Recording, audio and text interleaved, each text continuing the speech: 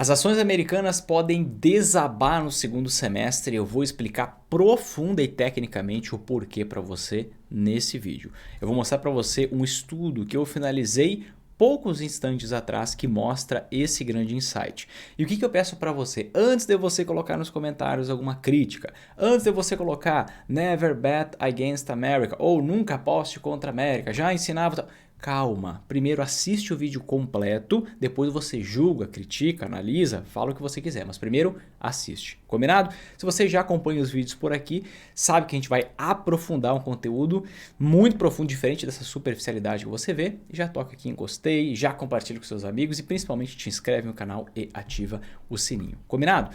Queridos, vamos falar sobre isso. Ações americanas podem desabar no segundo semestre de 2024, talvez até no primeiro trimestre de 2025 e eu vou explicar para você exatamente o porquê, tá? Antes de eu mostrar aquela imagem, explicar esse estudo que eu finalizei hoje, eu quero falar para você algo importantíssimo que foi divulgado hoje. Hoje foi divulgada a inflação americana. E a gente consegue perceber aqui ó, que o índice, o CPI, o índice da inflação americana ao consumidor, veio em queda, ou seja, teve uma queda nos preços em 0,1% nos Estados Unidos no último mês. A projeção era um aumento de 0,1, veio uma queda de 0,1, certo? Quando a gente olha aqui para o núcleo da inflação, que nada mais é que aquela mesma inflação, só que excluindo alimentos e energia, que são os itens mais voláteis, né? Com o núcleo da inflação a gente consegue ver qual é a inflação da economia mesmo, excluindo essa volatilidade do petróleo, excluindo essa volatilidade dos alimentos. A gente consegue perceber, né, que a inflação veio em 0,1 e a expectativa, a projeção era 0,2, então também veio abaixo do esperado. Dessa forma, o índice cheio da inflação chegou em 3%, ele só tinha batido em 3% ali em julho de 2023, exatamente um ano atrás, e antes disso só lá para as bandas de 2021, há muito tempo, né? E o núcleo da inflação veio para o patamar de 3,3%, o núcleo é a parte mais grudenta da economia, a parte da inflação, é a parte que realmente nos mostra qual é a inflação disseminada na economia, né? E a gente vê aqui simplesmente, olha bem esse gráfico, é uma queda, um processo de desinflação muito forte e consistente. Então a gente tem uma desinflação, chegamos a um pico aqui do núcleo de 6,6% em outubro de 22 e agora estamos em 3,3% e sempre decrescendo. Ou seja, parece que o problema da inflação americana já foi domado e que o Banco Central americano precisa logo derrubar a taxa de juros americana. Caso contrário, os Estados Unidos pode jogar sua própria economia numa grande crise, numa grande recessão. Algo interessante da gente analisar, aqui eu acompanho alguns investimentos, né, no exterior, e a gente percebe claramente o que está acontecendo hoje, que tem tudo a ver com essa tese que eu vou explicar para você e aprofundar nesse nosso vídeo. Olha só, ações americanas, o índice S&P 500, a gente vê em queda de quase 1%, índice Nasdaq, ações de tecnologia, caindo mais de 2% hoje, num dia com informações extremamente positivas e que nos mostra que podemos ter queda no juro americano. Na cabeça da maioria das pessoas que está acostumado a olhar para os investimentos do Brasil, vê o quê? Caiu o juro, ações disparam. Mas o que está acontecendo hoje? O que na minha avaliação pessoal é provável que aconteça nos próximos trimestres. Queda nas ações americanas, tá? Ao contrário, a gente vê acontecendo nos REITs. Os REITs estão valorizando fortemente. Vinícius, o que são REITs? São os fundos imobiliários americanos. Na verdade, não são os mesmos investimentos. Os fundos imobiliários no Brasil foram criados na década de 90, inspirados na estrutura jurídica dos REITs que foram criados na década de 60. Tá? Eles estão disparando, o ouro está disparando. Tá? Eu sempre comentei para vocês aqui que o ouro valorizaria ainda mais numa queda dos juros americana. Então, como tem essa expectativa cada vez mais forte pela queda, o início do ciclo de queda nos juros americanos, o que acontece? O custo de oportunidade, que é a rentabilidade da renda fixa, que é a mesma taxa de juros americana, cai e com isso sobra mais exposição para o ouro, né? A gente vê alguns ETFs de renda fixa de longo prazo valorizando positivamente, o juro esperado para os próximos 10 anos nos Estados Unidos caindo, então a gente vê essa dinâmica acontecendo. O normal seria até o dólar dar uma cedida, mas aqui no Brasil a gente é bom em ser ruim economicamente, né? Então a gente vê, inclusive no dia super positivo, a gente vê o dólar valorizando em relação ao real, tá? E esse retrato é o que eu acredito que vai ser o retrato para os próximos meses e é agora que eu vou começar a explicar para você o porquê e esse estudo que eu fiz aqui, tá bom? Queridos, vamos lá. O que você está vendo aqui na tela? Você está vendo na linha vermelha US Interest Rate, ou seja, a taxa de juros americana desde a década de 70 até hoje. Na linha laranja você está vendo o índice S&P 500, ou seja, o principal índice de ações que representa, o índice que melhor representa, né, as ações nos Estados Unidos, composto pelas 500 maiores empresas americanas que dão lucros recorrentes. E o que eu mostro aqui para vocês nesse estudo aqui, onde a gente compila mais de 50 anos de análise? Todos os momentos de quedas persistentes na taxa de juros americana. Qual foi o impacto nas ações americanas? Tá? Primeiro a gente vai ver o que é que aconteceu e depois a gente vai tentar interpretar esse dado por que é que aconteceu. Tendo essa visão do cenário, a gente consegue ter algum cheiro do que pode vir a acontecer a partir de agora. Tá? O fato é que a inflação está vindo super comportada, dados do mercado de trabalho estão vindo super comportados, então o ciclo de corte de juros nos Estados Unidos deve começar a acontecer. Na minha visão, já deveria ter começado a acontecer. Já falei isso acho que no vídeo anterior, no último vídeo que eu postei, acho que eu falei sobre isso, se eu não me engano. Mas deve começar a vir agora, tá? Então vamos analisar, olha só. Aqui, ó, na década de 70, onde a gente teve os primeiros meses após o início do ciclo de corte nos juros nos Estados Unidos. O que aconteceu com as ações? Uma queda de 31% nas ações americanas. Depois, a gente teve uma elevação nos juros, tivemos uma falsa queda, voltou, né? Então foi uma tentativa de queda, voltou. E o que a gente percebe depois quando teve uma queda efetiva na taxa de juros? Nos primeiros meses dessa queda, tivemos queda nas ações, 22% de queda nas ações americanas. Depois, ali em 1984, a gente viu durante alguns meses uma queda na taxa de juros americana, né? Ela voltou a subir, depois uma queda e gerou uma valorização de 15% nas ações. É um momento da história que fugiu à regra, é uma exceção à regra, tá? Por que que isso aconteceu? Podemos contextualizar, tá? Em 85, a gente teve o Acordo de Plaza. O que foi o Acordo de Plaza? O dólar, ele estava muito forte. Deixa eu ver se eu não vou desconfigurar todo esse gráfico colocando aqui o dólar index. O dólar, ele estava muito forte em relação às principais moedas internacionais, tá? E o que aconteceu? Ele teve... Não vai ficar bom. Ó, a gente vê um pico aqui, ó, bem aqui no meio, ó, o dólar index. Ele nunca mais voltou para esse mesmo patamar. O que é o dólar index? É a força do dólar em relação às principais moedas mundiais. Você vê claramente que o pico histórico foi aqui em 85. E o Acordo de Plaza, o que ele foi? Ele foi basicamente um acordo para desvalorizar o dólar, porque o mundo não conseguia mais comprar dos Estados Unidos, porque o dólar estava muito alto em relação a todas as moedas mundiais. Então foi feito um grande pacote.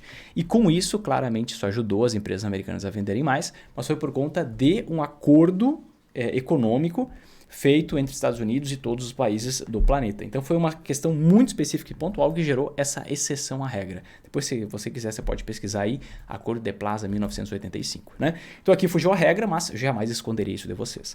Depois a gente vem para um período, né? Continua a queda na taxa de juros, volta a subir, uma nova queda. Próxima queda na taxa de juros aconteceu ali de 89 até 90. Tá? A gente teve aqui um período de pouco mais de um ano, onde a gente teve uma queda acumulada aqui de 17% nas ações americanas. Passaram-se alguns anos, tivemos em 2000 queda nos juros americanos e a gente viu aqui as ações caindo 47%. Aqui é um volume maior, né?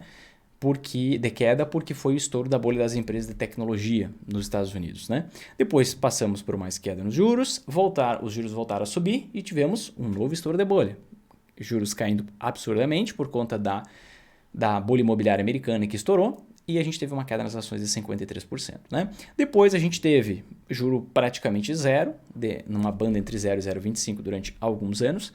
E teve uma alta nos juros a partir de 2016 e depois uma nova queda nos juros ali a partir de 2019. E aí isso gerou aqui também uma queda nas ações no patamar de mais ou menos 22%. Então, tirando aqui esse período do Acordo de Plaza, que é um período de exceção à regra, onde houve um acordo justamente para as empresas americanas conseguirem vender mais e com isso lucros aumentam e as ações sobem, em todos os outros períodos da história, o que a gente viu acontecer?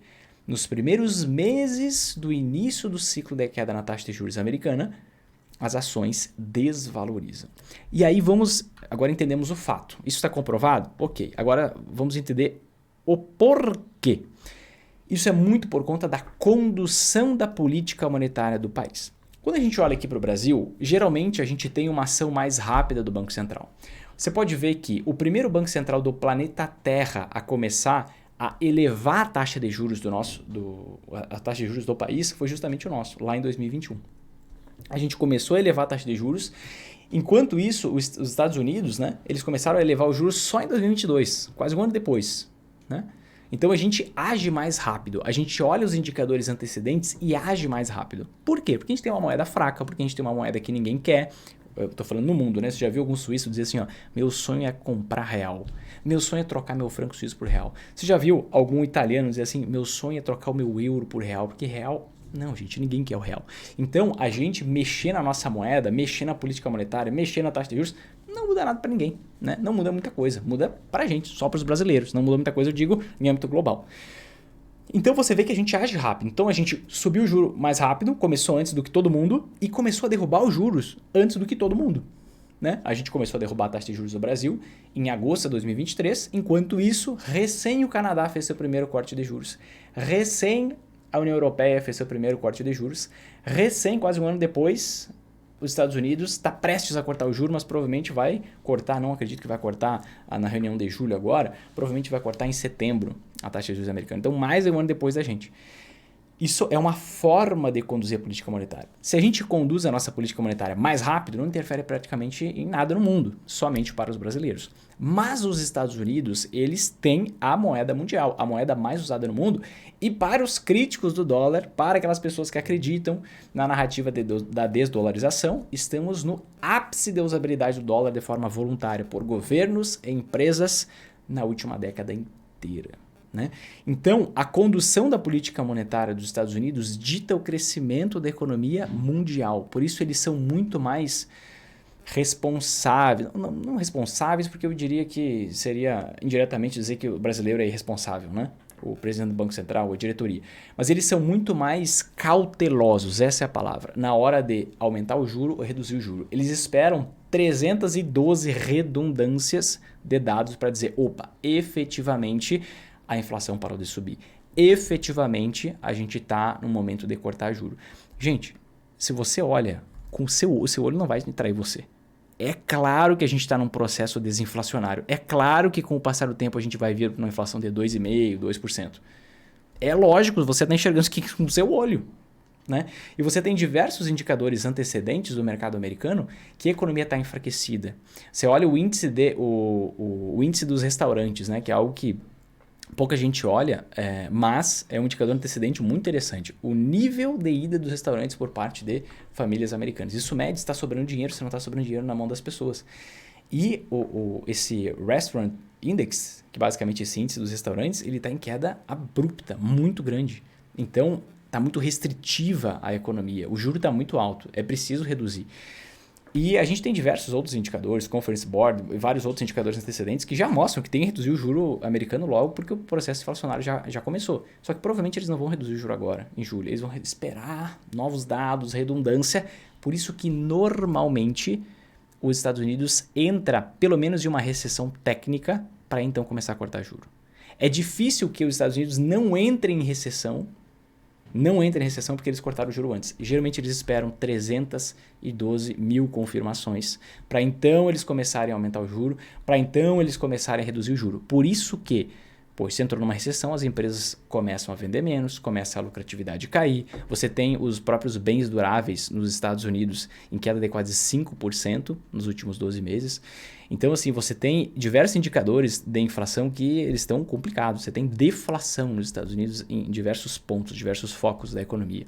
Se você tira, por exemplo, moradia, que era uma inflação que estava vindo alta e agora cedeu, moradia, alimentos e energia, a gente está há 2 meses sem inflação nenhuma nos Estados Unidos. Se pegar todo o restante, os preços estão estagnados. E não crescer preços também é um problema. Né? Então, é normal que a gente tenha uma queda nas ações americanas. Por quê? Pela própria piora no resultado das empresas. Tá? Na média, obviamente, algumas empresas vão melhorar, outras vão piorar muito mais. Mas na média, você ter uma piora no resultado das empresas, piora no lucro, preço para baixo. Isso é normal que aconteça. Tá? Por isso que os meus mentorados já estão carecas de saber isso, que eu não estou com uma exposição neste exato momento muito grande às ações americanas, principalmente porque elas estão extremamente bem precificadas e não pararam de valorizar praticamente desde 2022. Né? Eu estou mais posicionado neste exato momento, principalmente aguardando, tá? E essa é uma rotação, que não é uma recomendação de investimento para você, mas que você deve cogitar, pensar, estudar mais, se aprofundar, uma rotação para os REITs. Chegou o momento. chegou o momento na minha visão pessoal. Você toma sua decisão de investimento, mas na minha visão pessoal chegou o momento, tá? O que são os REITs? A gente tem aqui ó, o FRT, que é o REIT mais antigo dos Estados Unidos, que nada mais são que uma espécie do fundo imobiliário americano, criado na década de 60. O FRT foi criado ali no início da década de 60, o primeiro REIT dos Estados Unidos. E o que a gente consegue perceber? Eu até coloquei umas setas aqui para facilitar a legenda. A gente consegue ver claramente que ali ó, na queda da taxa de juros na década de 70, o FRT caiu também, tá? Junto com as ações americanas, mas caiu menos. Você consegue ver graficamente que a queda foi menor. Na próxima queda na taxa de juros, que foi ali no início da década de 80, você viu ações americanas caindo, mas os REITs, esse REIT aqui ele ficou estacionado, ele lateralizou, tá? Quando a gente vê aqui na alta, né, na década de 80 do Acordo de Plaza, a gente vê as ações americanas valorizando e os REITs valorizando ainda mais que as próprias ações americanas, por mais que tenha sido um acordo que favoreceu muito mais as empresas do que os próprios REITs. Tá? Quando a gente olha aqui ó, na década de 90, início da década de 90, 89 e 90, a gente viu que caiu junto com a queda das ações americanas. Na próxima queda da taxa de juros, que foi aqui nos anos 2000, no estouro da bolha imobiliária, no estouro da bolha das empresas de tecnologia, ações americanas desabaram 47%, REITs valorizaram tranquilamente, seguiram sua jornada de valorização. Aqui, até coloquei numa cor diferente, né? Em 2008, por motivos óbvios, os REITs desvalorizaram, né? Mas desvalorizaram inclusive menos que as ações americanas, mesmo sendo uma crise imobiliária, certo? E aqui, ó, em 2020, a gente teve queda nos REITs também, por conta da aversão a risco, por conta da pandemia e tudo mais, né? Se a gente encurta um pouco esse gráfico aqui, ó, a gente vai ver um cenário um pouco diferente. A queda aconteceu apenas por conta da pandemia. Então, você encontra uma relação risco-retorno muito mais favorável no investimento em REITs hoje do que em ações americanas. E essa explicação se dá pelo seguinte motivo. Quando você tem uma recessão nos Estados Unidos, ou uma recessão técnica, você provavelmente vai ter as empresas vendendo menos, né, porque o juro está muito alto. Vamos analisar todo o cenário, né? O juro está alto nos Estados Unidos. O custo da hipoteca mais do que dobrou de 2020 para cá. Então, as pessoas estão com a sua renda muito mais apertada. A inflação já está dando sinais de que o consumo está um pouco travado. Então, você tem basicamente um cenário para as empresas muito negativo. Mas e o cenário imobiliário? Gente, imóvel é juro. Nunca esquece isso. Imóvel é juro. Juro para cima, imóvel para baixo. Juro para baixo, imóvel para cima. É muito simples. É só você olhar o que está acontecendo com o FRT hoje. Olha só, desde que começou a queda nos juros nos Estados Unidos, ou melhor, o aumento nos juros nos Estados Unidos, início de 2022, o que aconteceu aqui? Ó, juros subindo, FRT caindo. Né? Nesse meio tempo, o que a gente viu? As ações caíram, voltaram a valorizar e na minha avaliação é muito provável que a gente tenha novas quedas por aqui de pelo menos 20%, que é o patamar assim, que a gente diria que é a média. Tirando o estouro de duas bolhas, a média é que caia 20% no intervalo de 6 a 12 meses após o início do ciclo de queda na taxa de juros americana. Né? Por quê? Porque as empresas devem ser impactadas por conta de toda essa restrição de crédito, por conta de toda essa taxa de juros elevada, que a taxa de juros começa a cair, mas ela vai impactar a economia real, isso é dado científico, tá? De 6 a 12 meses depois. Então, por exemplo, se o juro cair em setembro de 2024, o juro americano, só lá no meio de 2025 as condições do mercado vão melhorar para as pessoas, vão melhorar para as empresas. Efetivamente isso vai fazer preço nas empresas. Demora, tem esse certo retardo para queda na taxa de juros impactar toda a economia, tá? Na média 9 meses, cerca de 6 a 12 meses, depende muito do contexto global, etc e tal. Mas eu vejo uma relação risco-retorno muito melhor nos REITs hoje por alguns motivos, tá? Vou colocar um outro gráfico aqui na tela para você conseguir visualizar isso. Uma coisa é assimetria. Então vamos colocar aqui, ó, por exemplo, o VOO, que é o mesmo SPX que você viu anteriormente, o índice de ações americano, tá? E vou comparar aqui, ó, com o próprio FRT, que eu estava mostrando como uma representação dos REITs, tá? Vamos colocar aqui, eu já tenho ele, não preciso colocar de novo. Então, de 2022 para frente, o que aconteceu? Olha que interessante. Ações americanas valorizaram 21% em média. E os REITs estão caindo 14%. Por quê? Porque o juro americano subiu. US Interest Rate. O juro americano subiu pra caramba. E está lá em cima. Quando o juro americano cair, imóveis é juro. O que vai acontecer? Esse gap, o que é esse gap? É esse intervalo, é esse espaço aqui, ó, ele deve fechar por um duplo movimento. A gente pode ter um primeiro movimento, né, que a gente já está vendo hoje, que é uma valorização dos REITs, tá? E a gente pode ter um segundo movimento, que é uma desvalorização das ações. Mas esse gap ele sempre fecha nos momentos de queda nos juros americanos, tá? Então, eu vejo muito mais sentido em fazer uma exposição majoritária em REITs hoje do que em ações americanas, tá? Então perceba, eu não estou apostando contra a América. Eu também não acho que faz sentido. O Warren Buffett fala muito isso, né? Jamais aposte contra a América. Não é apostar, é você fazer uma rotação tática de carteira porque você tem neurônios, porque você sabe analisar, porque você faz o dever de casa e faz uma análise macroeconômica bem feita, entende os porquês, as razões e como funciona cada investimento em cada etapa do ciclo econômico. Por isso eu sustento para vocês que acredito que podemos ter nos próximos trimestres, agora no segundo semestre 24, talvez primeiro trimestre, primeiro semestre de 2025 também, queda nas ações americanas e ampla valorização nos REITs. Eu, meus mentorados, já estamos posicionados para esse movimento, com mais REITs do que ações americanas. A gente sempre deixa um pouquinho para não zerar ações americanas também, não sabemos o futuro, né? Mas a gente está bem posicionado para pegar toda essa rotação desse movimento. Eu decidi fazer esse vídeo para ajudar você gratuitamente aqui no meu canal aberto no YouTube a ganhar dinheiro também com essa rotação, com esse movimento que deve acontecer e é natural no mercado americano. Se esse vídeo aqui fez sentido para você, se te ajudou de verdade, toque embaixo em gostei, te inscreve no canal, ativa o sininho, faça todo esse processo e me manda aqui embaixo nos comentários que eu quero saber. Você já investe em REITs? Sim ou não? Manda aqui, já investe em REITs? Não investe em REITs? Quero saber quantos de vocês investem ou não investem em REITs. Compartilhe esse vídeo com seus amigos também. Tá bom, queridos? Deus abençoe você e sua família. Vamos para cima que é só o começo. Quero te ver sempre em alta, lucrando nas altas e nas quedas da Bolsa do Brasil e no exterior.